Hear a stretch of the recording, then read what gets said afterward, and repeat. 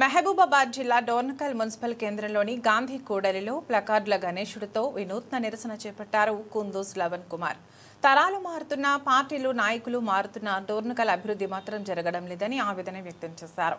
Inter degree కళాశాల 100 పడకల ఆసుపత్రి, సీసీ రోడ్లు, కూరగాయల మార్కెట్ నిర్మించాలని డిమాండ్ చేశారు.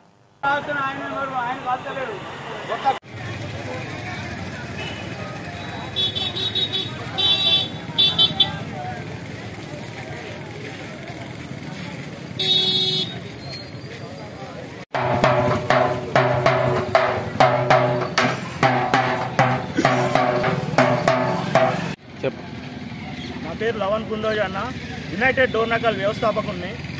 నాకు ఇప్పుడు 35 ఏళ్ళు. నేను పుట్టిన కానుండి డోర్నకల్ ఇట్లనే ఉంది. ఒక అభివృద్ధి లేదు, ఒక రోడ్డు కట్టడం లేదు, ఒక డ్రైనేజీ లేదు. ఇక్కడ ఉన్న సమస్యలన్నీ ఉన్నాయి. ఇంటర్ డిగ్రీ కళాశాల లేదు, 100 పడగల ఆసుపత్రి లేదు, ఒక పారిశుద్ధ్యం లేదు, ఏమీ లేదు, ఒక అభివృద్ధి లేదు. ఎందరో మహానుభావులు నిరసనలు తెలిపారు. నేను ఎన్నోసార్లు నిరసనలు తెలిపాను. ఇక్కడే ఇదే మెయిన్ రోడ్లో నేను ధర్నాలు చేశాను. అయినా కానీ ఒక్క అధికారి కూడా పట్టించుకోలేదు.